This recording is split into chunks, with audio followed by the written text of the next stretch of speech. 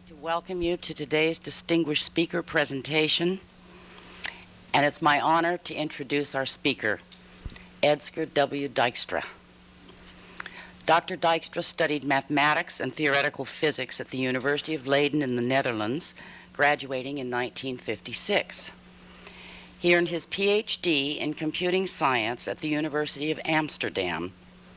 He was appointed a full professor of mathematics at Eindhoven University of Technology in 1962, and then added work as a research fellow at Burroughs Corporation in 1973. In 1984, Dr. Dijkstra left the Netherlands to accept the Schlumberger Centennial Chair in the Department of Computer Sciences at the University of Texas in Austin. Dr. Dijkstra is known for early graph theoretical algorithms, the shortest path and the shortest spanning tree. The first implementation of Algol 60, completed in August of 1960. The first operating system composed of explicitly synchronized sequential processes. The invention of a number of seminal problems such as mutual exclusion, the dining philosophers, distributed termination detection, and self-stabilization.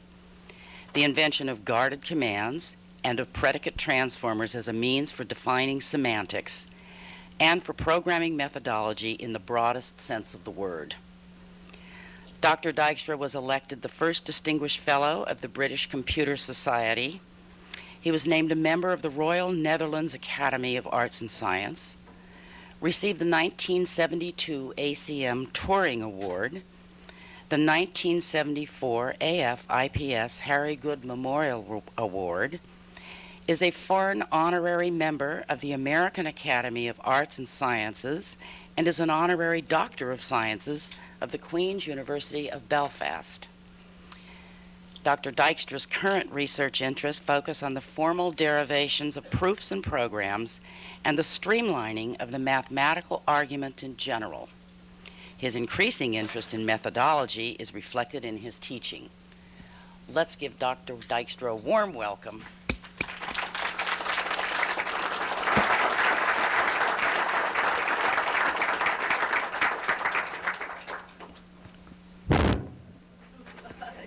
It clearly works.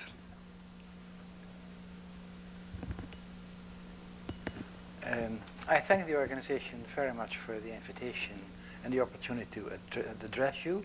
I'm particularly honored that I am esteemed sufficiently experienced to be the first one to struggle with the absence of facilities here. I should add that when I was asked to give Nalmato a title of my lecture, I coined this one, and I did so before your presidential elections.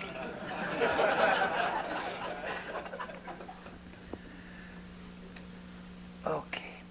Furthermore, I should like to warn you, just in case that you're going to be disappointed by my lecture, that will be mainly due not to the poor quality of my lecture, but to your exaggerated expectations. And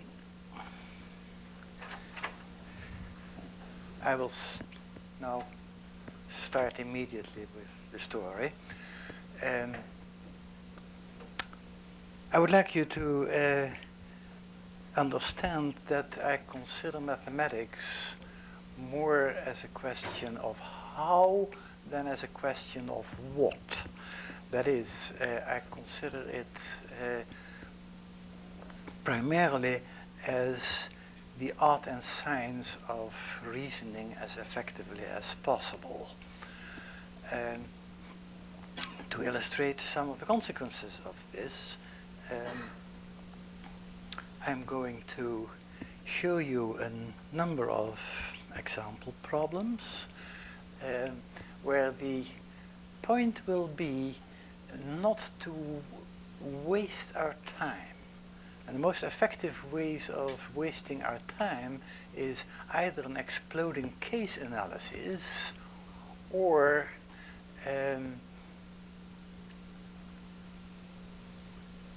a method of trial and error where most of your efforts turn out to be errors. Now that's obviously a waste of time and energy, and I will show you some examples of how we can avoid those pitfalls. The more so because the underlying techniques are more or less general. I will start with a series of very similar problems, some of which you might even know. They will be given to small children. And here we are. As you see, this is a river. It flows this way, and this is the left shore, and this is the right shore. And all here is water. Yeah? And the problem, the kind of problems I'm going to solve is that with a little boat, something has to be transported from the left shore to the right shore under different constraints. Now, for all my solutions, which will consist of a sequence of moves in which the ship, the little boat moves up and forth, I will impose one constraint, and that is that in my final solution will not occur a sequence of moves, the net effect of which is nil. So I will not allow a sequence of moves that could have been omitted. I'm heading for the shortest solution. In particular, I will not admit the simplest case of this, and that is two successive moves, the second one of which undoes the effect of the first one. Now, my first problem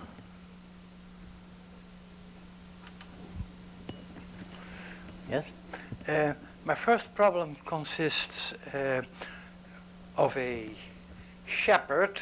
There's a little boat here to begin with, and there arrives a shepherd in the company of three objects, to wit a wolf, a goat, and a cabbage. And his boat is so small that he can carry only with him one of the objects from the left shore to the right shore. So he has to transport them in turn. However, the problem is that if the shepherd is not there to prevent it, the wolf would eat the goat.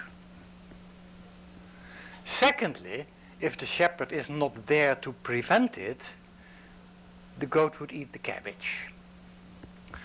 And the target of the whole exercise is that the shepherd reach the other side of the river with nothing consumed by the partners. Now, the first remark is that the problem as stated is over-specific, in the sense that it says that the wolf eats the goat.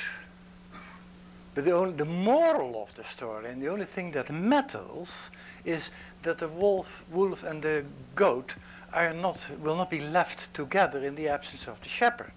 It would be equally fatal if the goat would eat the wolf. That wouldn't change the rules of the game. Still, they are not allowed to be together. Exactly the same thing would be if, in his absence, the cabbage would eat the goat. That is, if we have the goat, the goat should not be left with either the wolf or the cabbage, but the situation is now totally symmetric in wolf and cabbage, and we just call him an alpha. The shepherd arrives with a goat and two alphas, and the goat should not be left alone with an alpha. And the fact that the one is a goat, that the one alpha is a wolf and the other one is a cabbage is totally irrelevant. Now, as soon as we have this symmetric situation, we don't need to distinguish between the two alphas anymore. Now, and here we start. We start at the left-hand side with two alphas and a goat. Now, the only thing you can do, the shepherd can do, he cannot take an alpha with him. Sorry, he cannot go all by himself to the other side, because then the only next move is undoing that. So he has to take at least something. He can take at most one thing. He cannot take an alpha, because then an alpha and a goat would be left at the left shore. So the only thing he can do is to take the goat. So now the goat is here, and the alpha squared are there. The only thing the shepherd can do is go back all by himself. Next thing, he has no choice. There are only he cannot go back empty again, because then he would undo the previous move. So he has to take something with him. So he has to take the alpha, an alpha. Yeah. Now there are here a gamma and an alpha.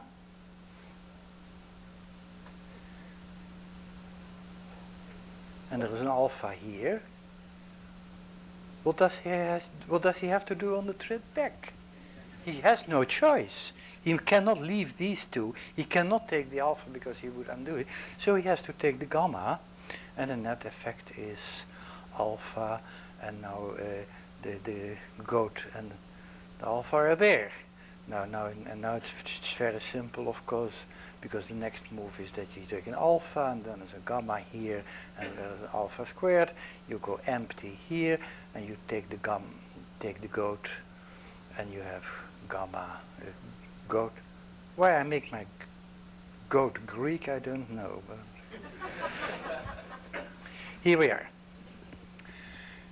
Notice that thanks to omitting the difference between the goat and the cabbage, our solution has become the wolf and the cabbage, and in the introduction of the abstract concept of an alpha, our solution has become unique. Not only has it become unique, it also has become symmetric, you see. Goat to the right, empty to the left, alpha to the right, goat to the left. And you see that this situation is reproduced here, and this situation is reproduced there. This symmetry is also only there, provided you ignore the difference between the two alphas. First problem. All little Dutch children know this.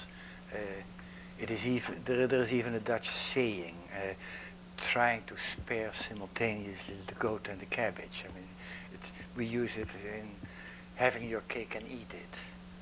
But it's not a well-known problem in the United States, I guess. Did you know it? Oh, you knew it. Okay, so some of you knew it. Okay. Now, here our solution was essentially abstraction, ignoring differences that could be regarded as irrelevant. Next step is another technique for reducing case analysis, and that is when you are faced with a problem and something has to be done, and there might be all sorts of ways of achieving it, make the problem harder. Impose more constraints on the solution. Instead of you allow yourself to walk, I mean, you have to, you do something difficult. Now, the net effect of such additional constraints, well, either it can't be done at all anymore. You have made it impossible. Well, that's a pity. Or it's just possible, but only in one way. Now, I would like to show you an example of that problem.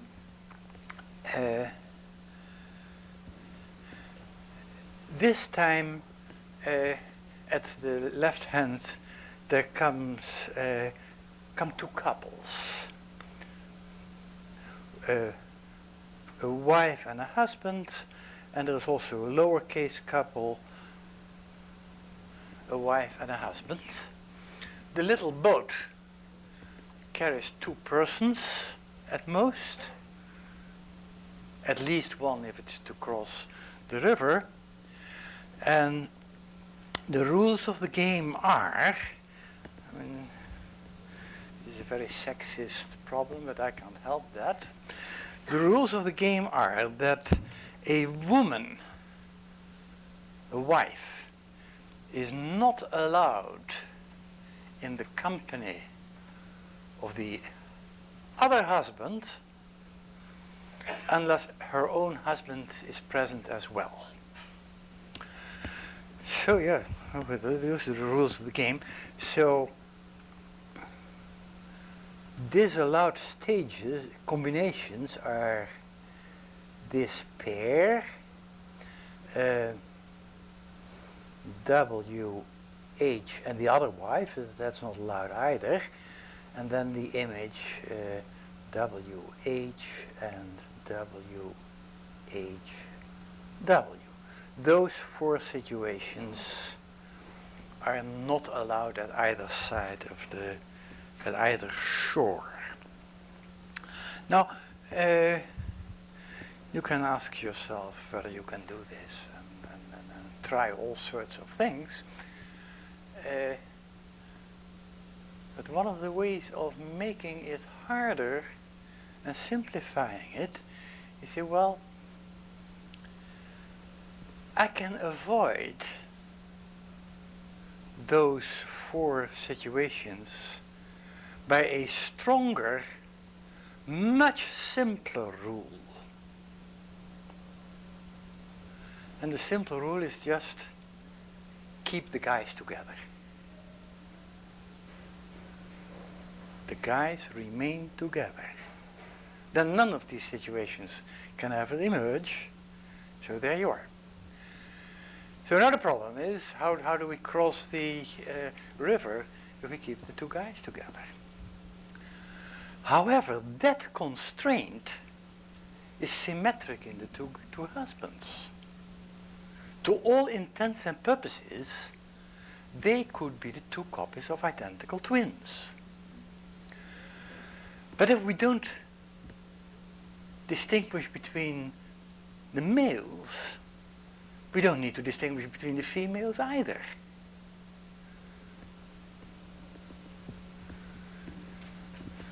So here we go. We forget upper and lower case. I say, well, we start with two wives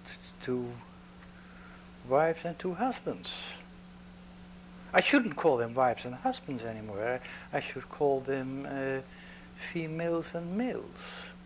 Yeah? And I have two of those and I have two of those.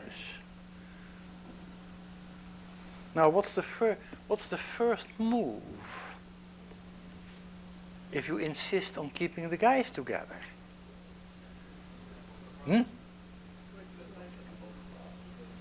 Both. No, not either, you see, because if I send the two males across, the boat can't come back all by itself. It can't be done by one male because they have to stay together. So it would be two males, but then I would undoing my move. So the only thing to do is defeat the two females. And there you have two males and you have two females. The only thing to be done is to have one of the females going back. Now you have here two males and a female. The only thing you can do is not sending the female, but the two males, because they have to stick together, and where you had an F here, you have now an F here, and M squared F, and you see the same symmetry again from the previous solution, and we can stop. So now you see what our strengthening has done. Not only has it reduced our degree of freedom, but it also suddenly allowed us to introduce a symmetry which allowed us to eliminate the individual couples and simplify in that way. Okay, we're progressing nicely. Now my last example on this line, and that is the well-known example of the cannibals and the missionaries. Yeah? A problem beloved by the artificial intellects. Here come 3 cannibals and 3 missionaries, and the boat can contain only 2 persons. And one of the rules of the game is that zero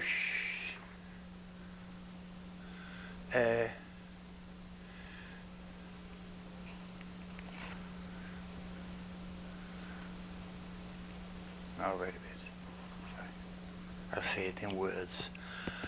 What is not allowed is that at one of the shores the number of cannibals that the cannibals are outnumbered by the missionaries, because as soon as you have cannibals and there are more missionaries, then the missionaries start to convert the cannibals, and and that should be prevented. I mean, American politics and the confusion with religion in that area makes quite clear that we don't need more conversions. Now the rules of that game, and I will try to use the other infernal machine.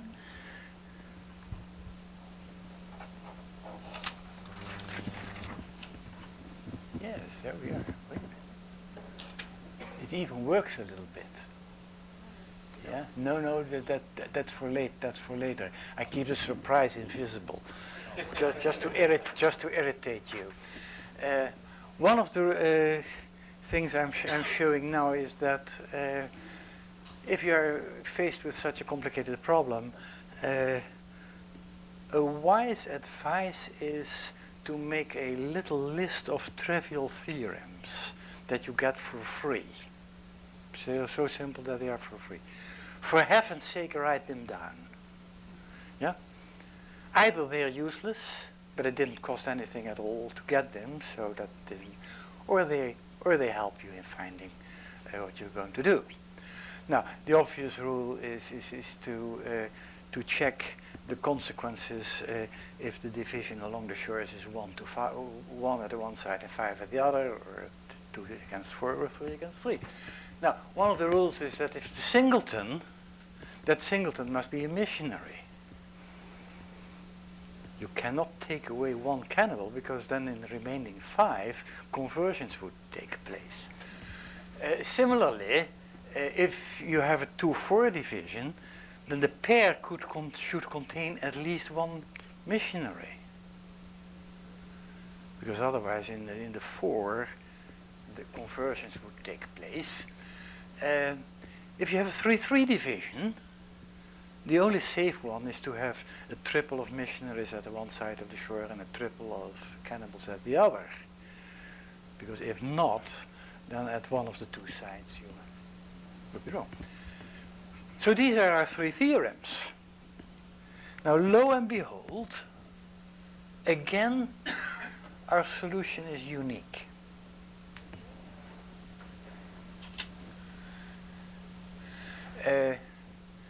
I remember as a little kid, 6-7 years old or so, I tried to solve this problem, and I had checker pieces, 3 white ones and 3 black ones, Of course, I didn't record my solution, so even after I had succeeded, I didn't know what I had done, and I had no way of controlling that there were no cyclic movements, and certainly I did not recognize that there was essentially only one thing I could do. Now, on the way out, to begin with,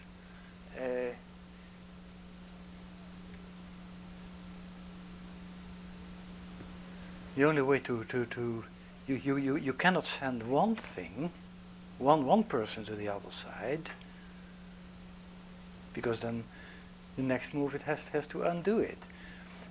So two have to go. But that's a pair. It should contain a missionary and a don't care. So there it goes. In the next move, that's a question mark, the don't care goes back. No? Now, again, we have to move two to the other side, because if it was one, we could have chosen the don't care to be identical, and it would have undone that one. So there we go, and now we create a triple at the other side. The triple has to be homogeneous, so you have no choice. You have to move the two and get 3 cannibals to the left and 3 missionaries to the left, to the right. The only thing that you can take to the left that does not undo the previous is one move, is one missionary. So there you go. And now you are at the situation that you have 4. Now if you now take 2 to the right, then you leave a pair at the left-hand side. That has to contain a missionary, so that one own missionary has to remain to the left. And the only thing you can do is to carry two cannibals. Now at the end, now the only thing you can do is take a cannibal and a missionary to the left, and lo and behold, now again you have that interchange, and then this is the symmetric central move, and you are halfway, and the problem has been solved. Again, our solution is unique, provided that we allow the don't cares. If you have to specify whether this your first don't care and your final don't care is either a missionary or a cannibal, then it would be 4 solutions, but the parameters is one of the unspecified parameter is one way of mapping those 4 solutions on a single one. Now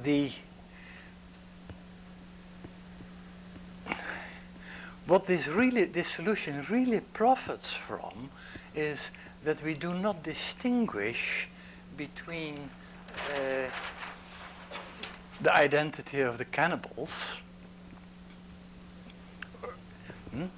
nor the identity of the missionaries. And in our first move, the missionary goes to the... if the missionaries were named, and we would distinguish between them, and if there would be Mark, John, and Lucas, then we would have to choose which missionary is crossing the river, not naming them. We just count and say, well, at least one missionary goes around. Now that is the general pattern of counting arguments, and that's also their efficiency. You see, in normal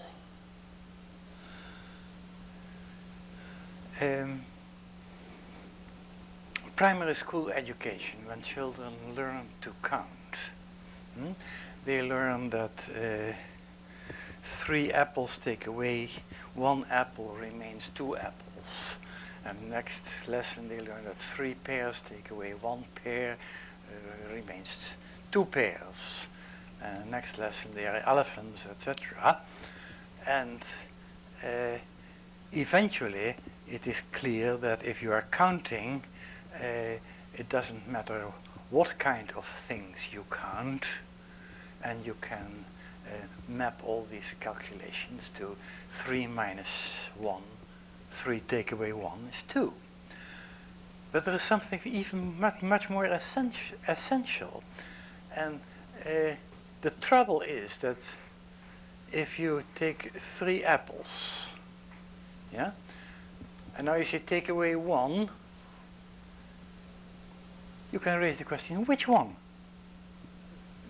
Shall we take away this one so that these 2 remain? Or shall we take the middle one away? Yeah? But by the time that we say that 3 minus 1 equals 2, the question which one is clearly meaningless.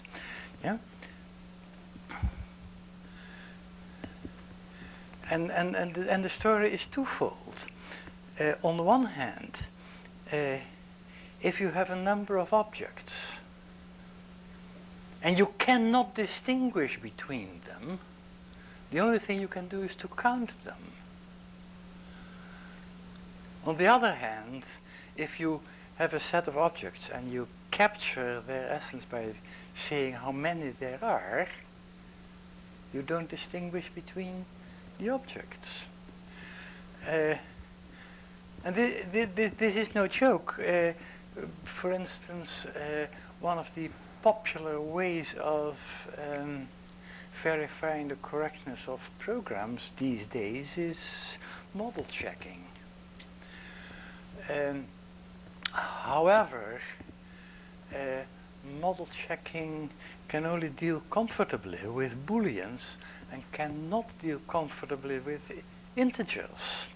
And therefore, if you have a solution with, which is essentially a congestion problem, if you wish to know how many processes are in what kind of state and are possibly interfering, etc.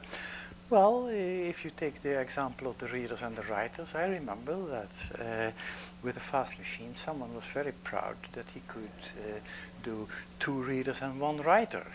And a few years later, there were faster machines and slightly more ingenious algorithms, and lo and behold, they could do 2 writers and 3 readers.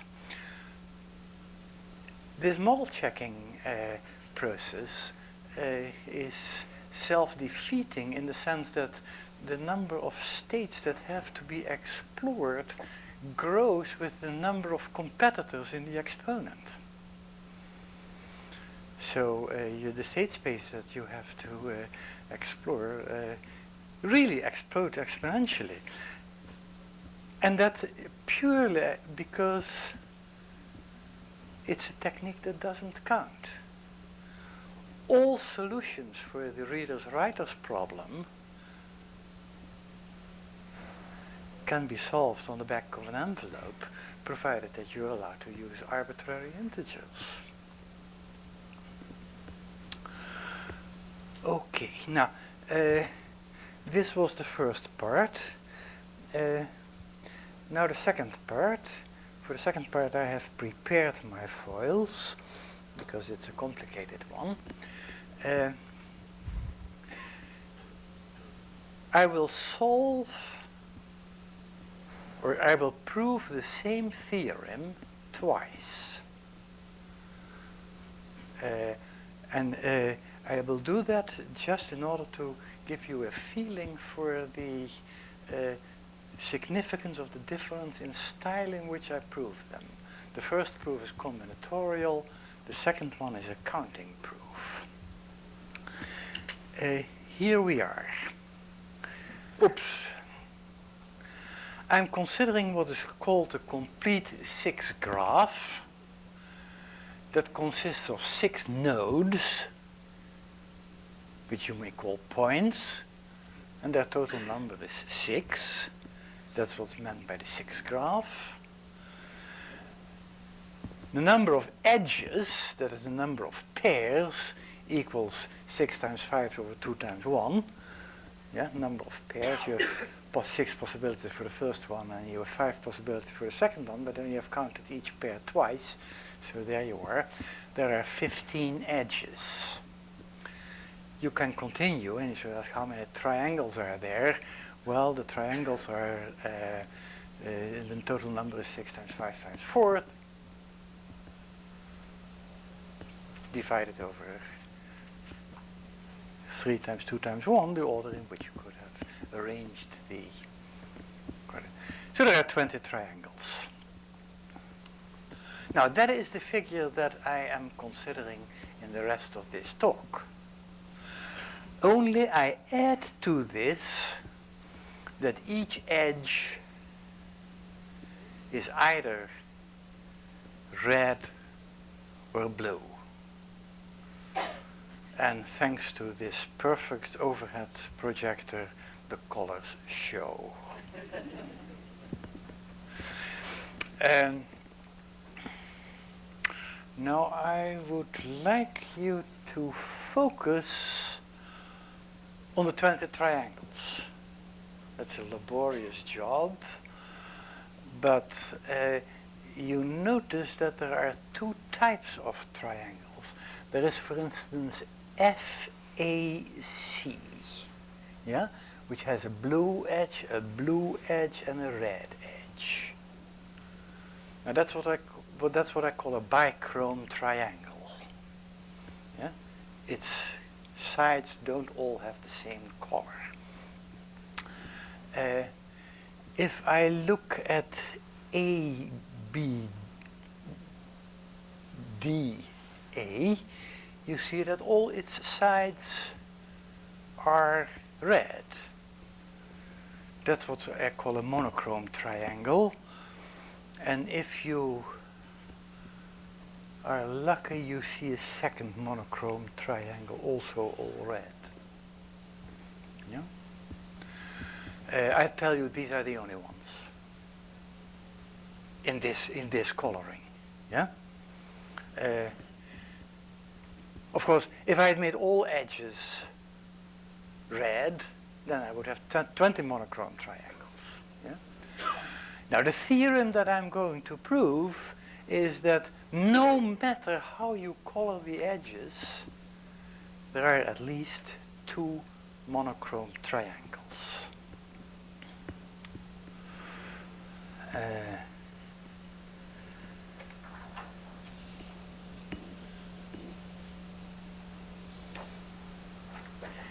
Here is my illustrations of my terminology.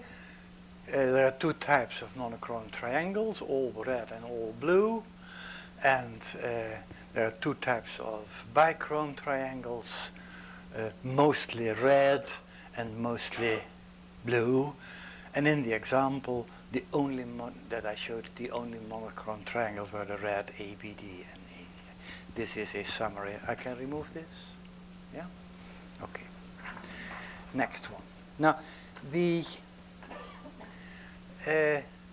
combinatorial problem or solution proceeds in 2 stages. First of all, we establish the existence of one monochrome triangle, and after we've done so, then of the second one. Now, the argument for one monochrome triangle is the following. Focus your attention on node X. Because there are 5 other nodes, 5 edges meet in X. Since there are only 2 colors, at least one color occurs at least 3 times. Say red. So there are we now consider the situation that there are 3 red edges meeting in X. Now, call the other endpoints A, B, and C. And focus your attention on triangle A, B, and C. If it's all blue, we have found a monochrome triangle, a blue ABC. If they are not all blue, triangle ABC has a red edge, say AC. But if AC is red, then we have found a monochrome XAC.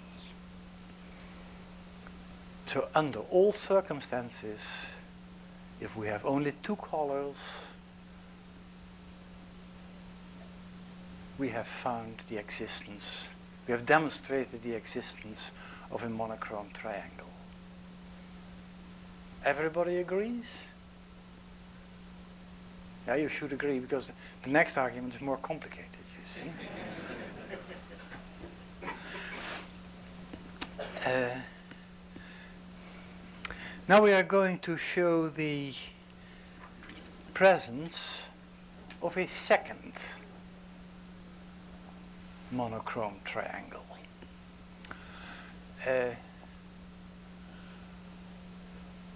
Well, the argument starts as follows. I say, well, we know already that there is at least one monochrome triangle. Let it be red. We mark its three endpoints with A's, its three vertices, and the other 3 points we marked with B's. The original text, by the way, in which I found this argument, marked the three edges by A1, A2, A3, and marked the remaining one, named the other one with B1, B2, B3, and carried these meaningless arguments all over the place. Now here we are. I said, let there be a red monochrome triangle, call its nodes A, mark the other three nodes B, and this implies there are three types of edges. There are AA edges, AB edges, and BB edges. There are three AA edges, and they are all red. There are three BB edges, and we don't know. And there are 9 AB edges. Yeah? Because each of the three A's can be connected to each of the three B's. 3 squared is still 9. Now, now I come with a case analysis, and you should read that as follows. If is an opening bracket, first situation, a conclusion, here is a separator, second alternative, here is a conclusion, and then phi is the closing bracket. That's the way here P holds, and here non-P holds, and here I conclude something, and there I conclude something. Yeah? And I do that nested. Here is my outer alternative. And the two cases is, there is a B with something, and there is no B with that same thing. Yeah? Now the first case I'm considering is that there is a B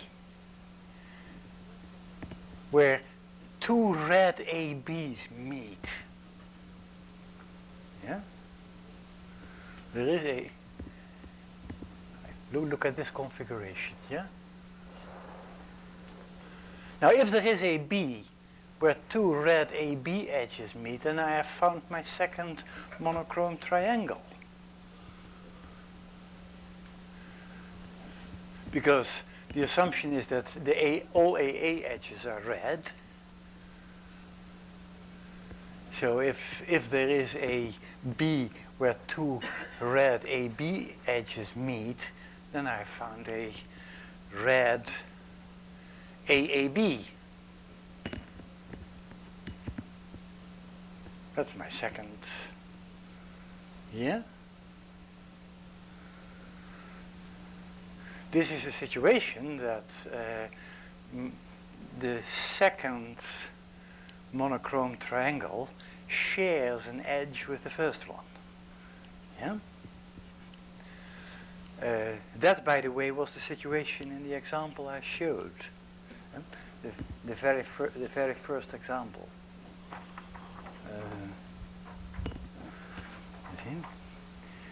Here I have one red one, and here I have another red one, and they share an edge.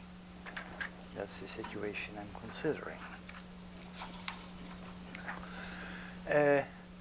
Now, consider the situation that there is no B where two red AB edges meet. Now, since there are three A's, if there is no B where two red ones meet, then each B has two blue AB edges meeting there. Because at each B, three AB edges meet, and if there are never two red ones, then there are always two blue ones.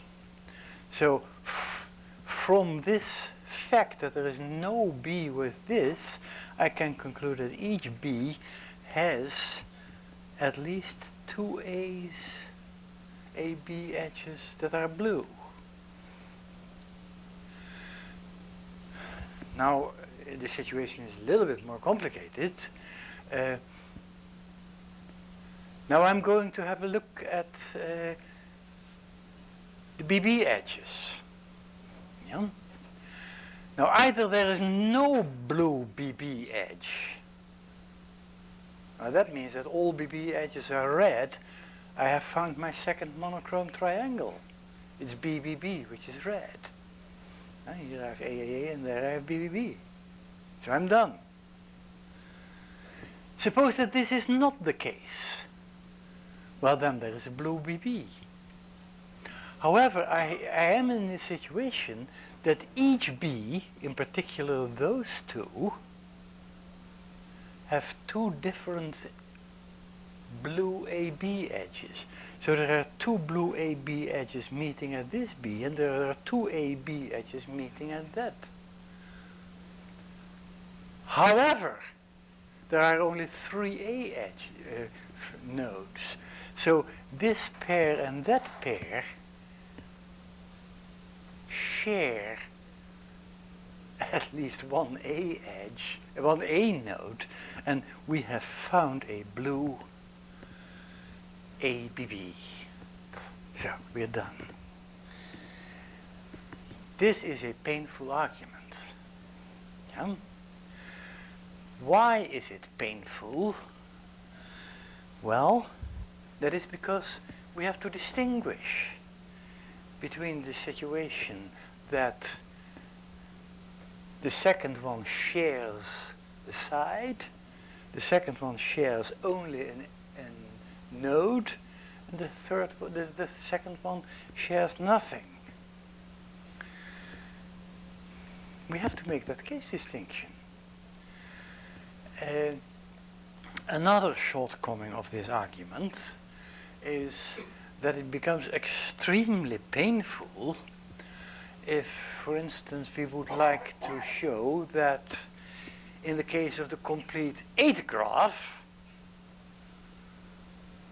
I don't know, there are at least 3 or at least 4 monochrome triangles. I mean, you see the combinations exploding, and that's clearly not the way of doing it.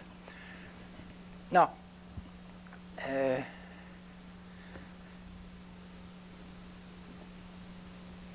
as I told you, the text from which I have, in which I found this argument, complicated matters by labeling the A's as A1, A2, A3, and the same thing with the B's, and then struggling with those subscripts. The trick of simplification, of course, is by not forming not introducing irrelevant distinctions. Now, the argument, the combinatorial argument that I showed to you, has everything wrong with it. You see? My very first argument was on the previous foil. I said, well, focus our attention on node X. Now, as soon as you name one of the 6 nodes, you destroy the complete symmetry between the 6 nodes. Yeah? So we should find an argument in which no nodes are named explicitly, if we wish to exploit the symmetry between the nodes of the complete 6 graph. Then we concluded that at least 3 of those 5 edges would have the same color, and I said, say red, thereby destroying the symmetry in the colors. You see, the whole problem statement is the same if you, it remains the same if you interchange red and blue. The whole concept of bichrome and monochrome is not dependent on either red or blue. We must find an argument in which we do not mention the individual colors. Because as soon as you do that, I say red, yeah, you destroy the symmetry between the colors. So, we had better head for an argument that doesn't mention individual nodes and that does not mention the individual colors either. Now, if you're not allowed to say red or blue, the simplest remark you can make that still does justice to the fact that there are 2 colors in the game is that if you consider a pair of edges, they either have the same color or are of different color.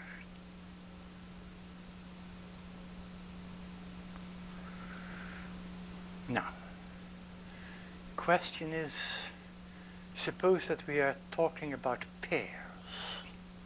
pairs of edges, and we would like to consider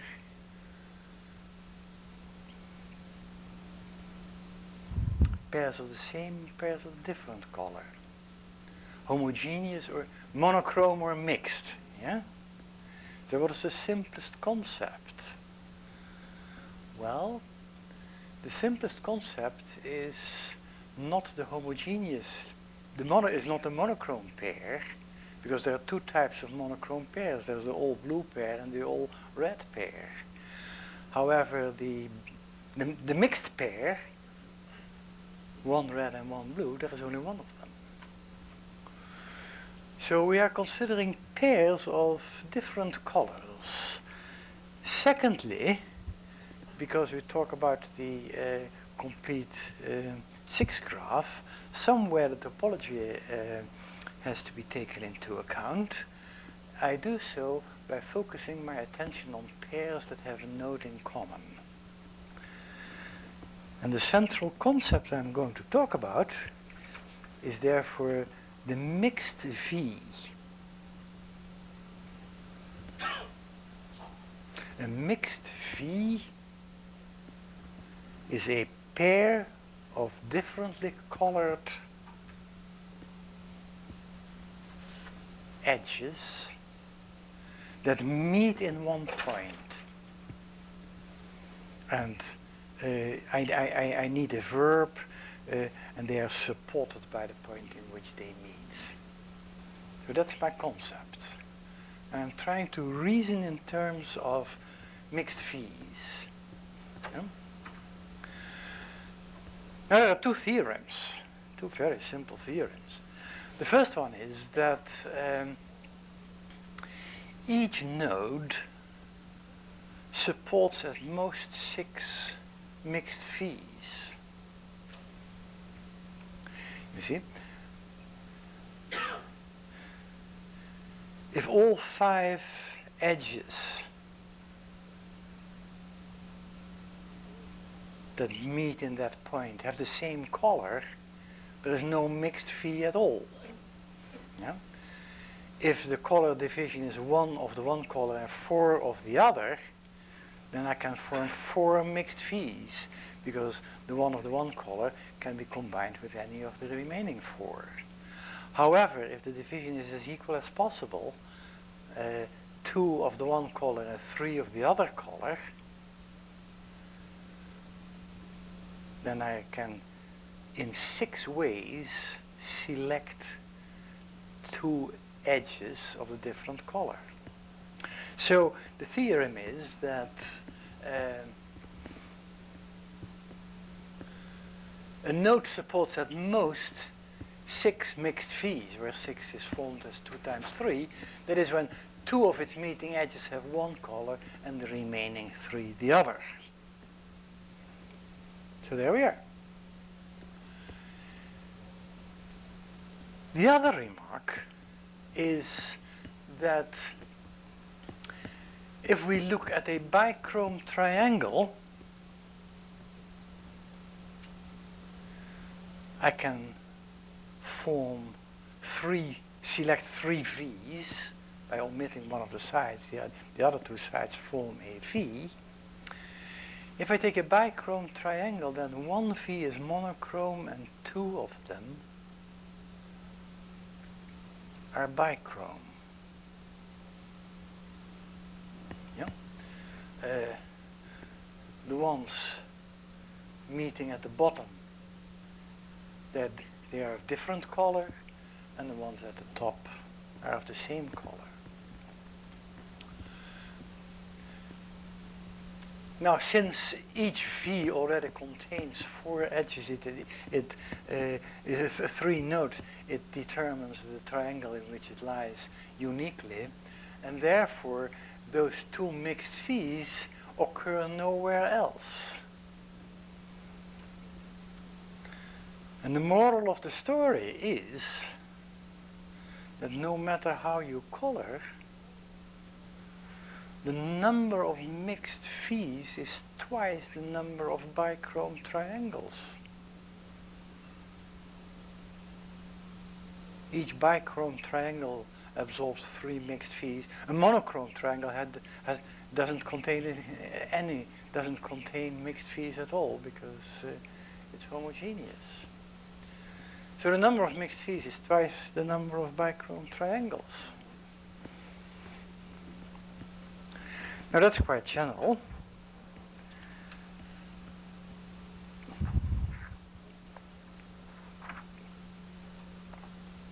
And now we go. Our proof obligation, the top line, is the Boolean statement that a number of monochrome triangles is at least 2. That was a theorem we had to prove. Now remember from my very first foil, the total number of triangles is 20. And since each triangle is bichrome or monochrome, if the statement that the number of monochrome triangles is at least 2 is equivalent to the statement that the number of bichrome triangles is at most 18, 20 minus 2.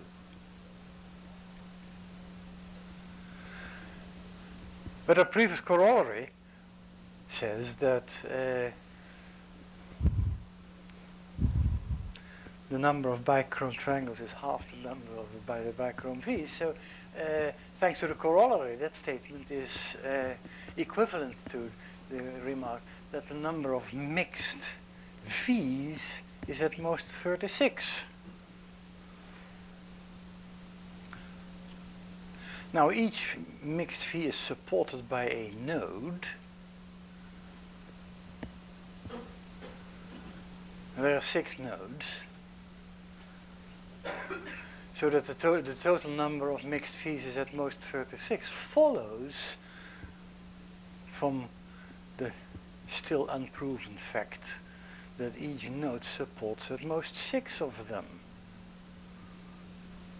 But that was lemma 0. Each node supports at most 6 mixed V's, and lemma 0 says that that is true. So here we are. And notice that this second argument much less laborious than the case analysis we struggled with beforehand. Secondly, it is quite straightforward to generalize this argument to smaller or larger graphs. If you do this, try this on the complete 5 graph, you'll discover that there need not be monochrome triangles at all. And another illustration is that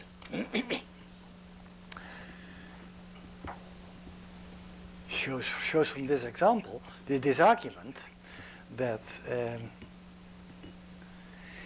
you get the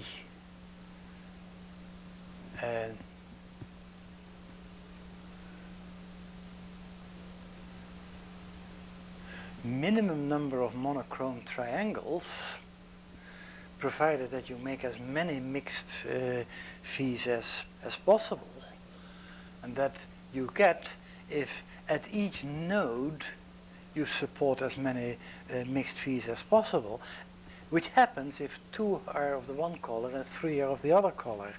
Here is my original graph, and this is one with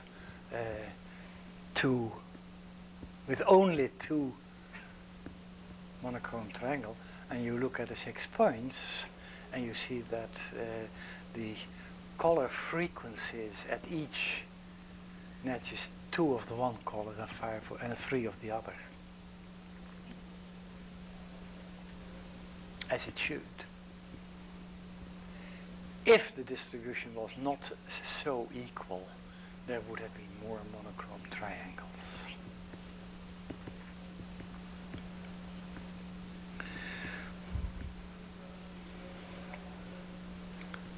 I think this was a wonderful piece of timing.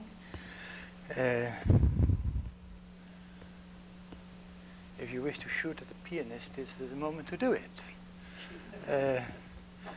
Are there any questions, remarks, objections?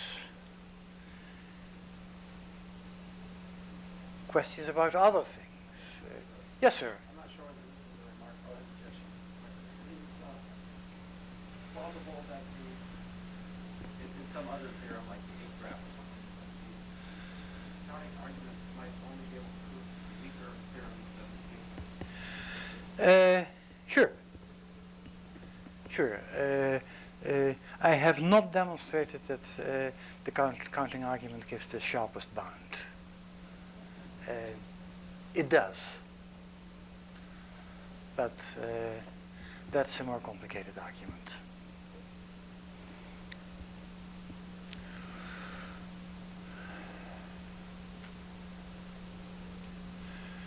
It is, I did not write it down because I had to distinguish between an even number of points and an odd number of points.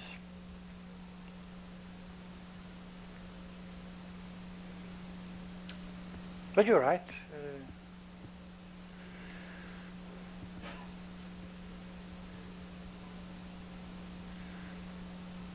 Doesn't prove everything.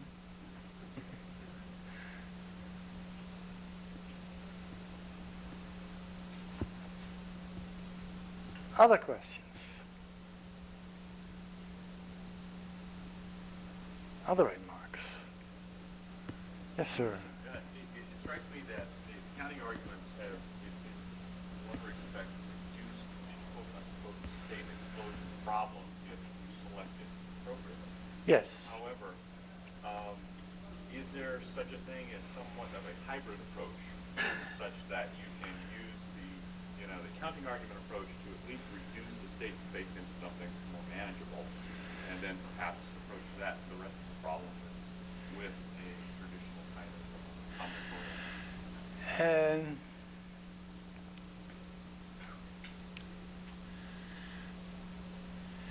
with the counting argument, with counting included,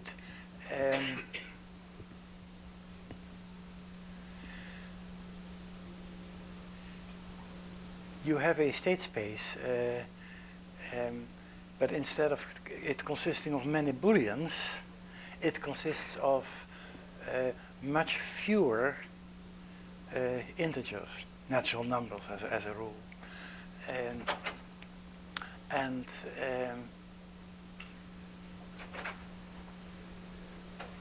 The exploration of that state space can be done, which is in number of variables much smaller, can profit from the fact that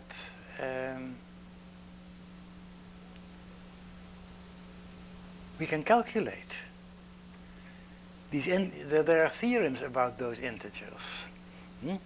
For instance, if each element, if each component can be in 5 different states, yeah, and you count the number of components in the first state and the number of components in the second state, etc., you have the theorem that the sum of those numbers is constant because that's the total number of components. Yeah.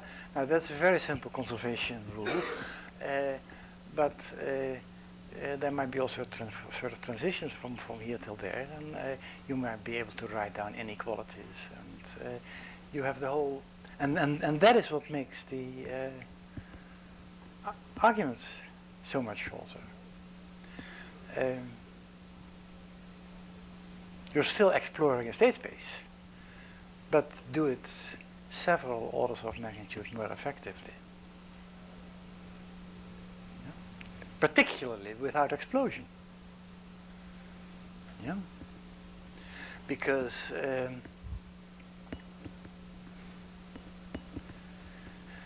it's almost certain that you will use the fact that addition is associative. Yeah?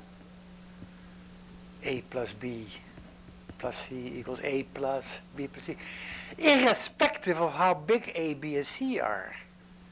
That's one of the nice things of the associativity of addition. It holds for all integers.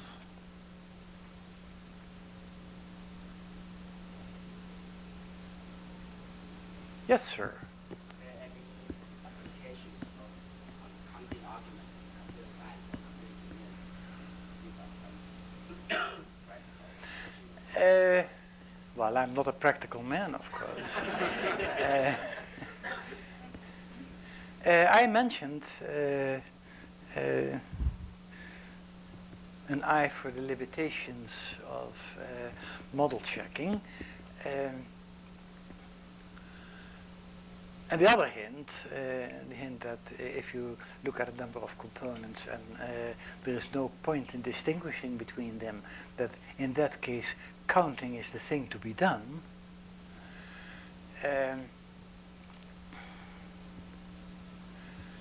I find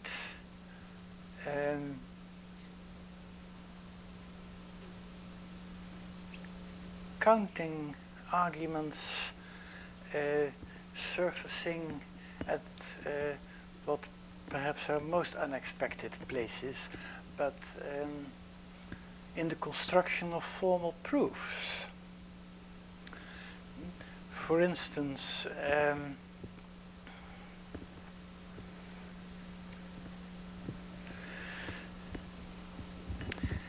in the case that a function f distributes over the minimum, that is, the f of,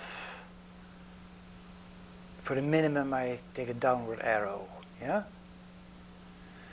The f of the minimum of x and y is the minimum of the f of x and the f of y. This may be given for a function f, yeah? In that case, f is monotonic. That is, x at most y implies the f of x is at most the f of y. That's a theorem. Now, if you wish to prove this theorem, what you really have to do is to start with this Boolean expression, and by consecutive weakening, you have to construct this one. Or you start it the other way around. You start with your demonstrandum, fx is at most fy, and by possibly strengthening it, you have to transform it into x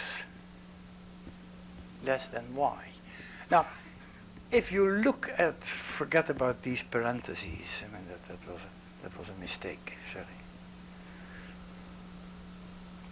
F of x at most, the f of y follows from x at most y. Yeah? Now you start here and you have to end up there. The only thing you have to do is to get rid of those two f applications. So in terms of number of symbols occurring in your expression, you have to find a transformation that removes two f applications.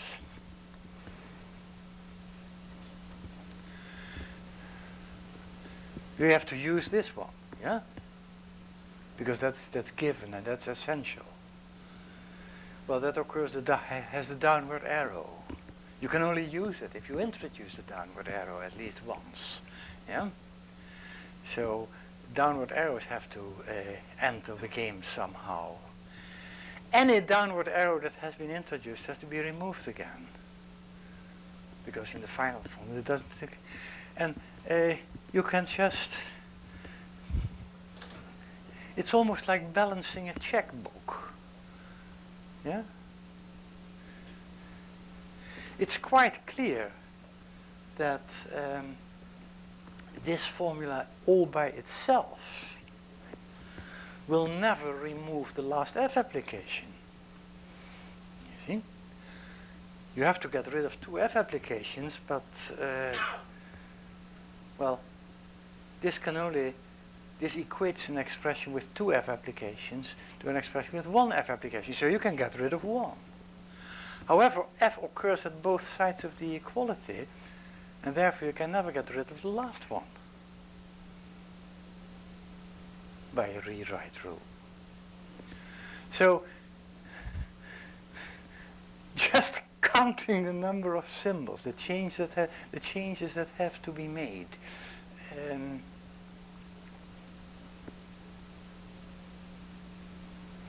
will lead you to the proof.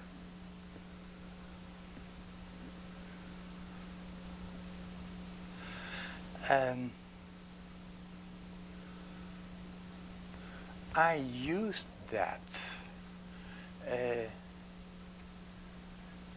to prove two theorems from a book by Alfred Tarski on logic, two theorems from group theory, which he included in his book as more complicated examples. Just by using this counting technique, I proved his simpler example, and his more complicated example, I even came up with a simpler proof than Tarski's. No. Perhaps you don't think this important. If Tarski has already proved it, why come up with a shorter proof? Well, to say the honest truth, in the combination of theorem and proof, I usually think the proof of greater cultural significance than the theorem. Yeah? It's totally fantastic if you realize that several centuries before Christ, Euclid and his friends took the trouble of proving that the number of primes was unlimited before they knew that, there were enough primes for their needs. Yeah? But they took the problem, they took the trouble to show with a beautiful argument, that it is a shining gem from antiquity, that the number of primes is unbounded. Yeah? And it's my private definition of a reusable theorem. It's a theorem that can be proved over and over again.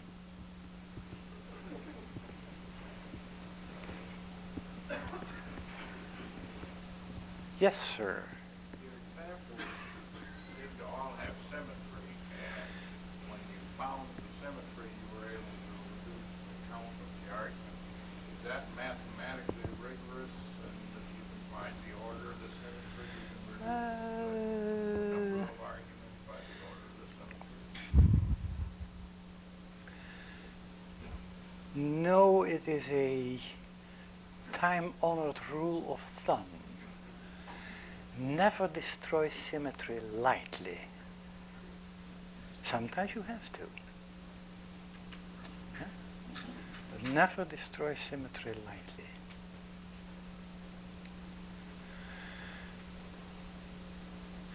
And there is that terrible thing. If all traffic keeps one side of the road, if everybody keeps the right side of the road, then oncoming traffic doesn't clash. Yeah? If everybody takes the left-hand side of the road, it's okay as well. So we end up with a world in which half of the traffic has made the one choice and part of it has, yeah? The fact that we do not have a good notation for the unordered pair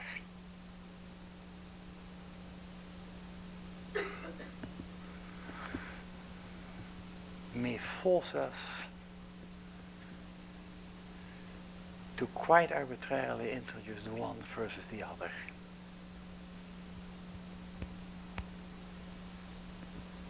It's a tremendous nuisance that we do not have them.